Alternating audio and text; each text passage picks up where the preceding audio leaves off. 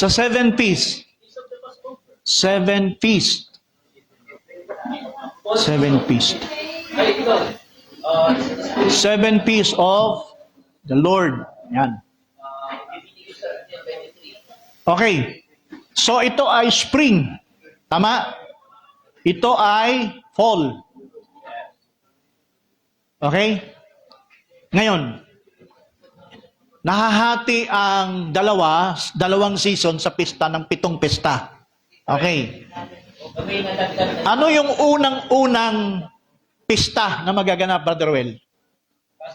Passover. Lagay natin. Sinagot mo na Passover, anong buwan ito? Nisan. Okay, tama. So, nang sumunod na pista, anong sumunod? Sister Balen? Pista ng Abib? Hindi, Pastor, tulungan mo 7 naman si Feast of the Sister Lord po Balen. yung topic Talaga, po. oh. Pastor, tulungan mo yun. Unleavened bread. Unleavened bread. Okay. You. Ngayon, next. Anong sunod na pista? Sister Janelle. pay attention po tayo. First fruit. Okay, first fruits. Very good. Abot Next, anong pista ang sumunod? David. After ng first fruits. Hindi, Feast of Weeks. Feast of Weeks. Okay. Feast of Weeks.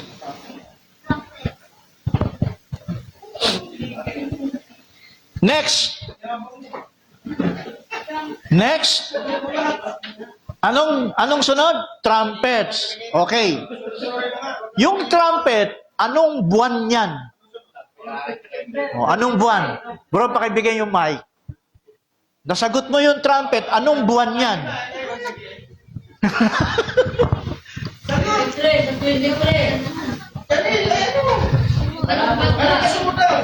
Anong buwan siya? Kalendaryo ng Hudyo. Patulong kayo kay Pastor Romy, alam niyan. Sa nanay, sino sa nanay? Sister Lisa, anong month ang trumpet? Anong buwan? September sa ating month ng Gregorian calendar. Pero sa Jewish, anong buwan yan?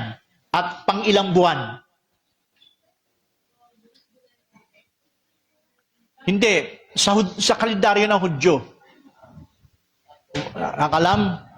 Yung Nisan, kalendaryo ng Jewish yan. On that first month of Nisan. Ngayon, itong trumpet, tatama na anong buwan siya at pang ilang buwan? Tishri. Tishri? September. September, October.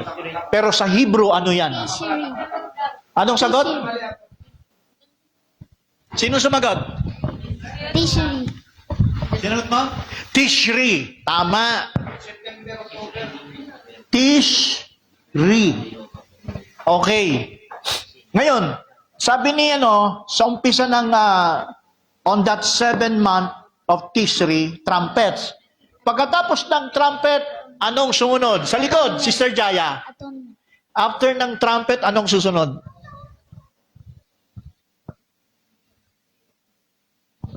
Ano pa? Day of Atonement. Okay, good. Atonement. Last but not the least, Sister Ruth, alam mo na yan. Tabernacle. Good, tabernacle. Okay. Ngayon, ano yung gusto nating pakita sa 7 pistang ito? Kung pag-uusapan natin si Kristo dyan. Si Kristo ba related lahat dito? Yes or no? Yes, okay. May papakita ko sa inyo. Si Kristo nung Passover, pinako. Pinako siya. Anong date si Kristo pinako ng on the month of Nisan? Huwag sasagot yung alam. Janelle. Anong date? Anong date ang Passover? Huwag sasagot muna. Yung munang ano. Si Brother Ricky. Gusto ko sumagot si Brother Ricky. Brother Ricky, anong month of Nisan? Anong date yung Passover pinako si Kristo? Alam mo, di ba? Umiyak ka na. Si Brother Ricky muna. Nalimutan. Sister Balen. Ha? Anong, may araw yun? Hindi Friday. Date. O sige, bibigay ko na kay Mike. Ha? 14. Nisan 14. Pag binasa nyo sa Leviticus yan, mababasa nyo. Nisan. Okay. Nisan 14. On that first month, Nisan 14, Passover, pinatay si Kristo. Okay? Ngayon, ano yung gusto natin makita dito? Sabi kaninang umaga, yung fall ay mirror image ng spring. Ibig sabihin ng mirror image, kung ano meron dito, ay meron din dito. Okay? Sige. Kunin natin ngayon ang birth of Christ. Birth of Christ. Yung eksaktong date.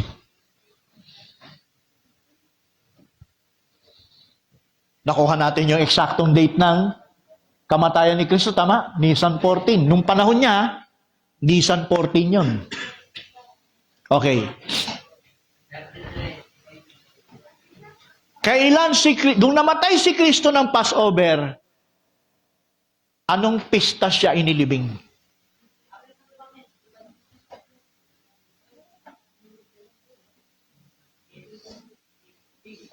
Brother JP.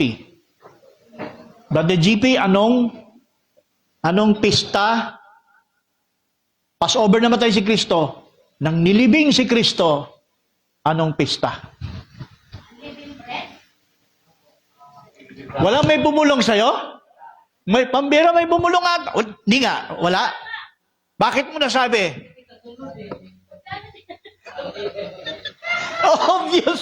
Obviously, anong oras namatay si Kristo? Friday. Anong oras? 3 p.m. Galing nito. Nakakarami na si...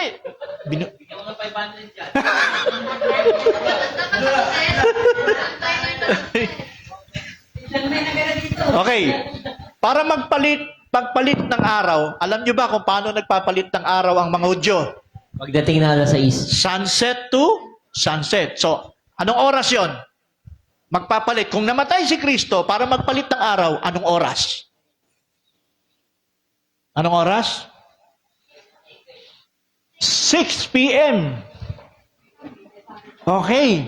Nakadalawa na si Saan. 500 na to. Paano na yun? Utang muna. Ibig sabihin, pagpalit ng araw from 14, anong araw inilibing si Kristo?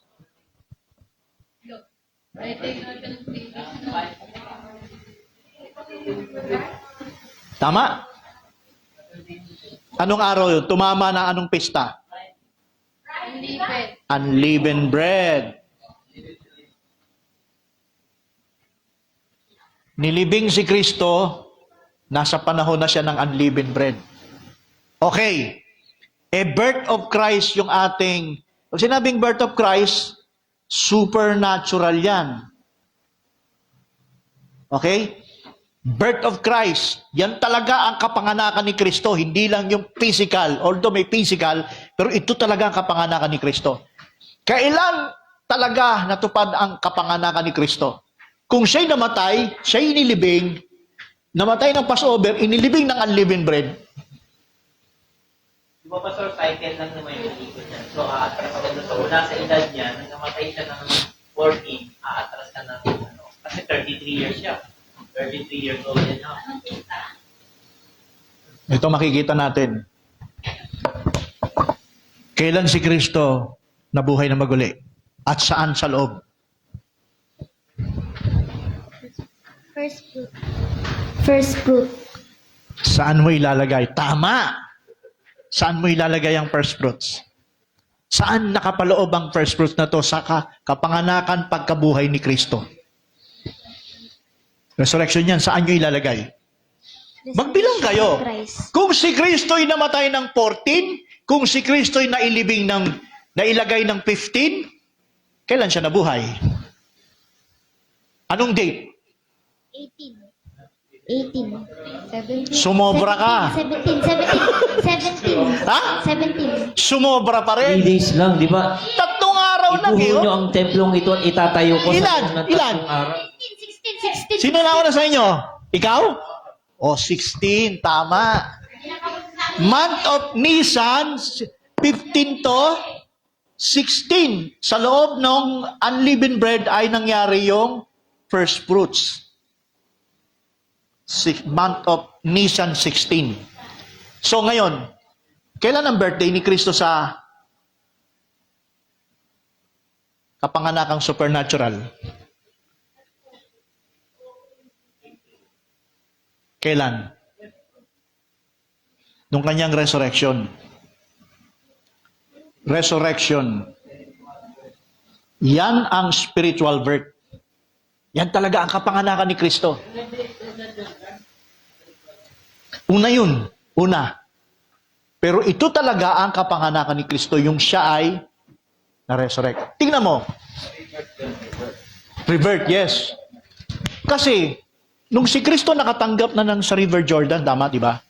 Bakit hiningi ni Kristo 17.5? Hiningi ni Kristo sa 17.5, may hinihingi si Kristo sa 17.5, tama? Panginoon, bigay mo sa akin yung bagay na dati ko nang natamo. 17.5, di ba? Ano yung 17.5 na hinihingi niya? Ito. Yes. Ha? Pag binasa mo yung Leviticus, unang buwan talaga at saka 7 buwan. Unang buwan at saka 7 buwan yan.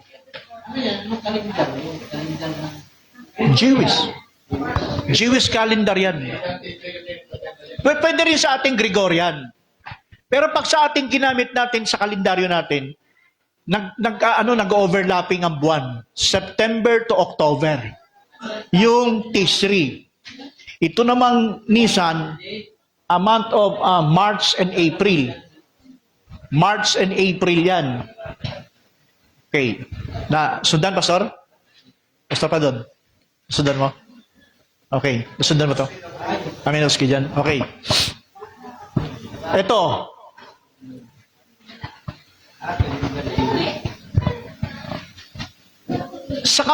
Sa ministry ni Christ, ilan ba yung ministry ilang taon ang ministry ni Christ at paano natin i-relate sa 7 feasts? Hindi ba si Kristo ay meron lamang 3.5? Tama? Tignan mo. Nang si Kristo ay nag-ministry na after ng baptism niya sa River Jordan, nag-ministry si Kristo. Nung time na simula ng ministry niya nang inabutan niya ang Passover, nagpa-Passover ba siya? Yes. So kung nag-Passover siya, sabi mo kanina, iikot siya ng Passover, balik ng Passover, 1 year. Nisan to Nisan. So nung nagmi-ministry siya, umabot na siya. Ilang taon lang ba nung after siya inabautismuhan? 30 years of age. Nandito siya sa panahon na ito, ng fall season. Nasa panahon ng tabernacle, pista ng tabernakulo ng si Kristo. Nung mabautismuhan siya, Feast of the Tabernacle. Yes. Pastor, di ba, after nang siya ay mabautismuhan, meron siyang 40 days fasting. Tama. After Pero ng 40 days fasting niya, doon nag-start yung ministry niya. Correct. So, nung nag-start ang ministry niya, naabutan niya tong Passover. Unang taon, umikot yan. Passover. Pangalawang taon, Passover. Pangatlong taon, Passover. Bakit pagdating sa pang-apat, pinakahuli? Hindi ba communion na? Sabi ni Kristo, Hindi magtutugma, Pastor. Kasi 3.5 eh. Kaya Ilang nga. months ba ang 3.5? okay, ang palatandaan, yung pang-apat, pinakahuli na Passover. Kaya, ang nababasa natin, itong 7 feast, hindi siya buo. Kalahati lang to, yes or no? Yung pang-apat na pista, hindi na umabot doon sa Passover. Hindi na nakabalik. In other words, ibig sabihin pala nung 7 pista ay kalahating taon. Ang pinapakita, Mark yan na kalahating taon na pag si Kristo ay nag-Passover, the last Passover ni Kristo, hindi na siya makakaikot pa ng 1 taon para umabot dito. Ito yung pinakahuli, pinatay na siya. Kaya itong pinapakitang 7 feast ay tipot larawan. Maraming tipo to, kahit sa 70 weeks, tipo rin to eh. So itong 7 feast ay itong 7 feast ay kalahating taon ng 3.5. Starting ng kanyang ministry. Ewan ko kung nakuha nyo. Tama? So ito kalahating taon, hindi to buo. Kasi unang buwan, ikapitong buwan.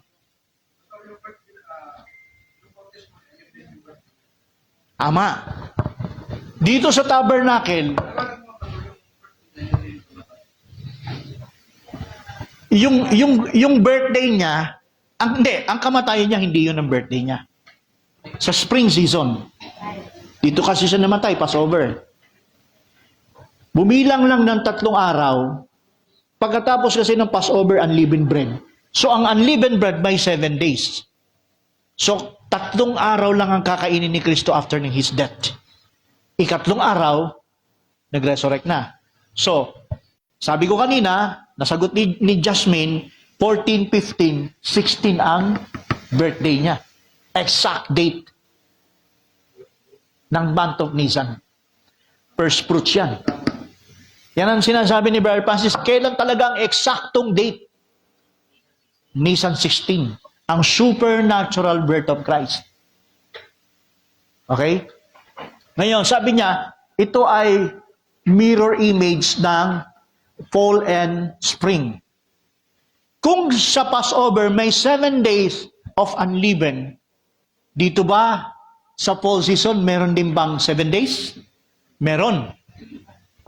Dahil after ng tabernacle, atonement is a 15, atonement is a 15 sa Leviticus. 15, 16, tabernacle. At sunod, yung bautismo sa 7 days, kasi dito sa Paul, dito pinanganak si Kristo, tama? Tama? Okay. Nang si Kristo ay binautismohan ni John the Baptist, anong pista meron sila?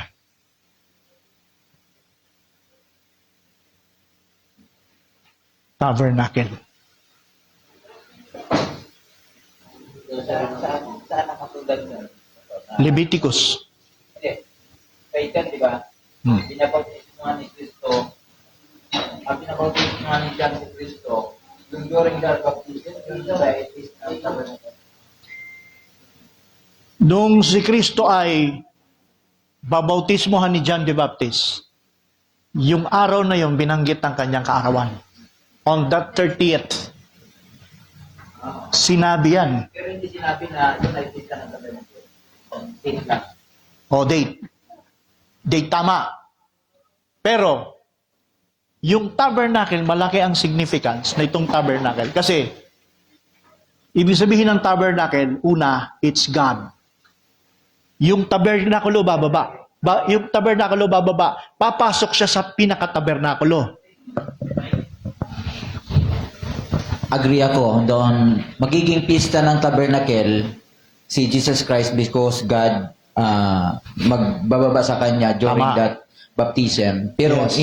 hindi siya totally nakasulat. Hindi nakasulat. May revelation na lang to Hmm. na during that baptism, that is also Peace.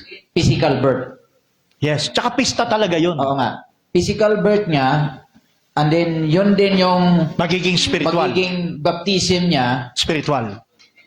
as feast of tabernacle because God was in the tabernacle. Si Kristo kasi ang magiging tabernacle dyan. Tama yun.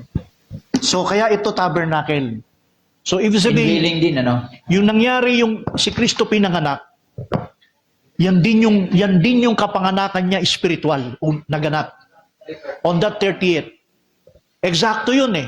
On that 30th, naganap sa kanya yon sa araw ng Feast of Tabernacle. So, 16, meron din siyang 7 days dito. Nakikita natin may 7 days sa unleavened bread after ng Passover. May 7 days after ng Feast of Tabernacle. 7 days din eh. So, nakikita mo, similar. Meron talagang Ano yung 7 days niya doon? dito. Kasi after ng baptism niya ay he was fled into the wilderness almost 40 days. Mhm. Saan siya Ang kinuha na lang natin dito, so basta yung nang si Kristo'y pinanganak, nang si Kristo'y binautismohan sa River Jordan, malinaw sa atin na ang panahong yan, Feast of Tabernacle yan. Ngayon, dito sa mga araw na to, parang significant type na may pagkatapos niyan, may 7 rin katulad nito. Kasi iikot ito eh. Iikot na ito papunta ng Passover. Di ko makakuha.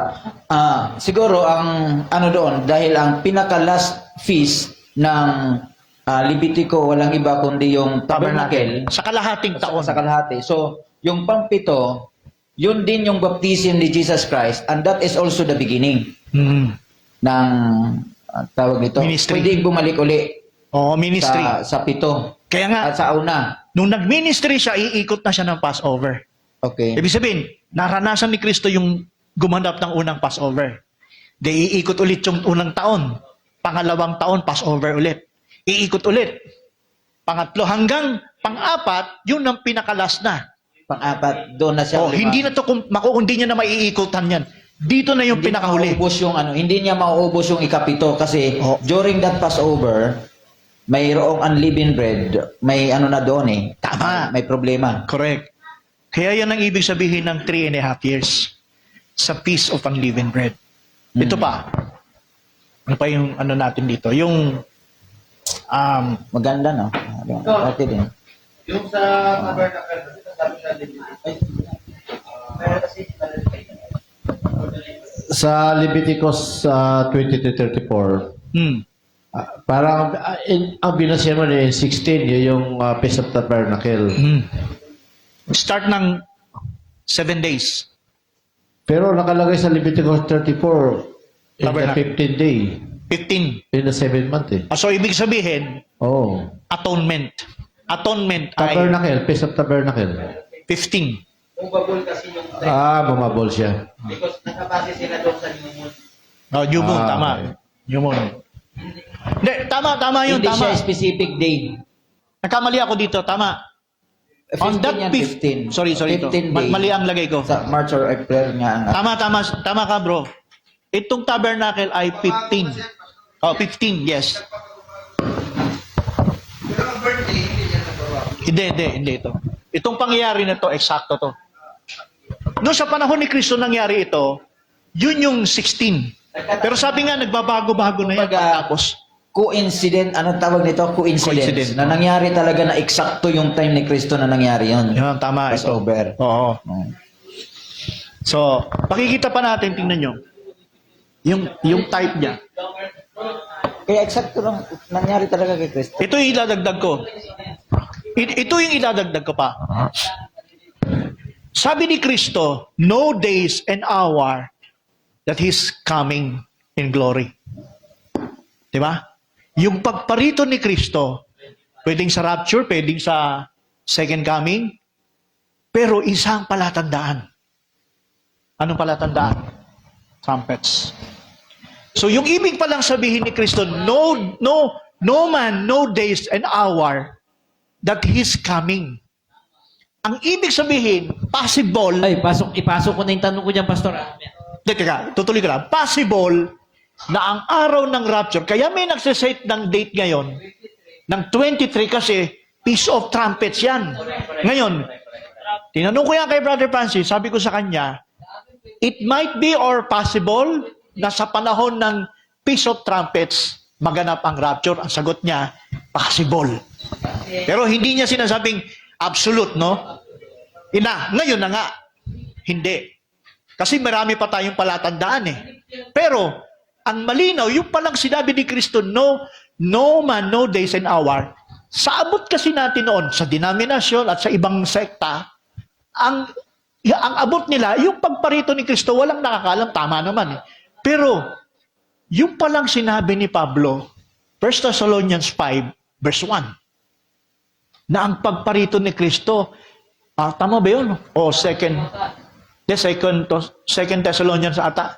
Ang sabi niya, alam nyo, yung panahon, times and season. Anong times and season? Mga panahong yan, ito yun. Saan yung Brother Magellan? Naalala mo yun? Yung times and season. Parang 2 Thessalonians ata yan. Chapter 3 o chapter 5 verse 1. Pakibasa mga Brother Roel. Tapos yung mga, mamaya, yung sino yung magko-chronicle, sino yung, kasi wala na naman, kukonti na lang to eh. 1 Thessalonians 5:1. Datapat tungkol sa mga panahunan at mga bahagi ng panahon, mga kapatid, hindi nyo kailangan na isulat ko pa sa inyo ang anuman. Verse 2. Sapagkat kayo rin ang mga lubos na nakakaalam na ang pagdating ng kaarawan ng Panginoon ay gaya ng magnanakaw sa gabi. Sa English nga, English, Okay. verse 1. But of the times and the seasons, Yung times and brethren, you have no need that I write unto you.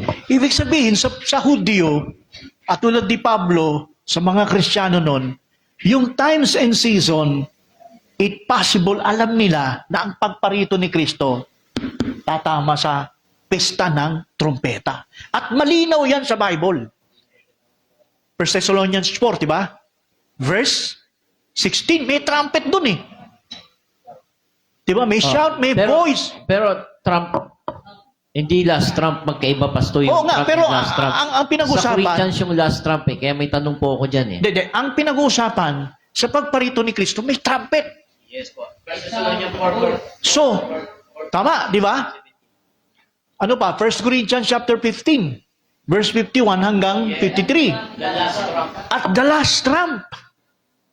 So, ibig sabihin, at the last trump, kung church ages yan, may mga naunang trompeta. Yes, ano ko yan, Ang Pastor? tawag natin doon, ang tawag natin dyan ay uncertain sound, sabi ni Branham, di ba?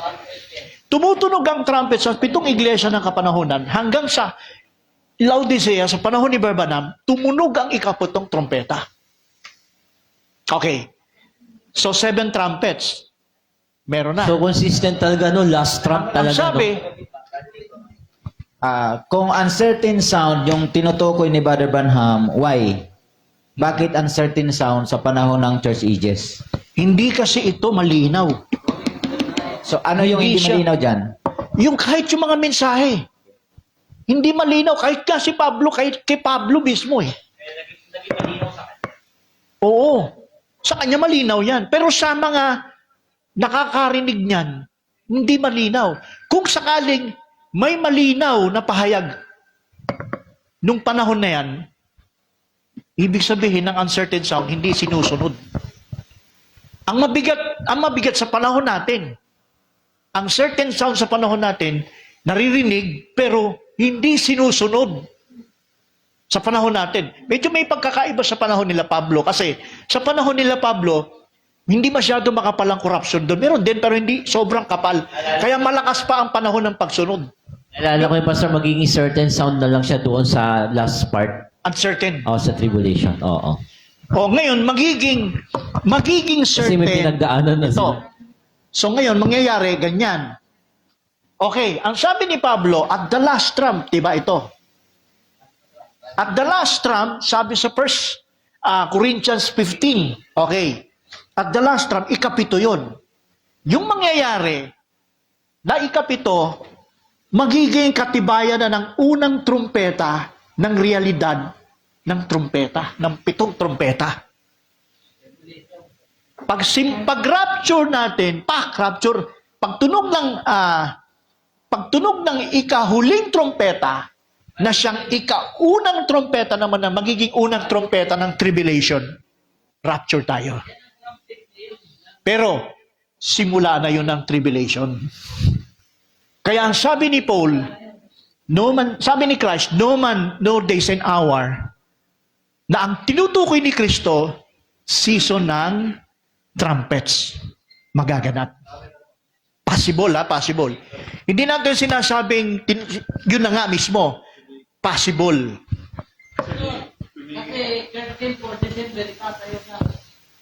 Kaya nga, hindi natin alam, possible nga. Sabi natin, possible. Sige. Hindi.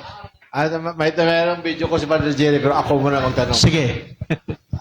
Ngayon sabi doon na, wala nakakaalam. Pero sabi doon ni Pablo Pastor sa 1 Thessalonians 4:13, nais naming maintindihan ninyo mga kapatid ang tungkol sa mga natutulog, rapture. Di ba? Tama. Upang hindi kayo madalamhati gaya ng marami na hindi nakatiyak tungkol sa kinabukasan. Wala silang katiyakan. Ibig Ibig sabihin, no. may mga tao, wala silang pag-asa dun. Oh. Sinabi sa 13 yan ni Paul. They have no hope. Nako mo? Oh. So, hindi lahat ng kalipunan na nandoon may pag-asa. Kaya sabi ni Paul, yung nakakatiyak doon, yun ang Berean. Yung hindi nakakatiyak doon, kasama ng Thessalonica. Ibig sabihin, Pastor, yung nakakatiyak. Berean yan. Di parang alam niya kung kailan talaga. Alam! Pinag-aaralan Alam niya. niya, di ba? Alam. Oh. Hindi lang alam yung araw at oras. Oh. Pero yung times and season, Alam niya. alam. Anong Oh. times and season? Trumpet yun. Oh. Kaya nga ibig sabihin, tuwing sasapit ang trumpets, nagkakaroon tayo dapat, tulad ng ginagawa ng Hudyo, ginagawa ng mga Messianic, na sila nagkakaroon ng affliction. Sa panahon ng pagtunog ng 7 month, on that 7 month, on that first day, ibig sabihin, pagtunog ng shofar, pag-blowing ng Takaya Gadola, pagtunog ng shofar na yan, 100 times yan, walang sobra dyan. Hindi pwedeng kulang.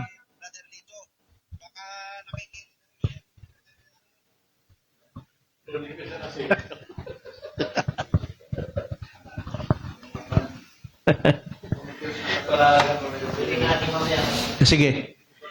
Okay, sige. Abitin natin.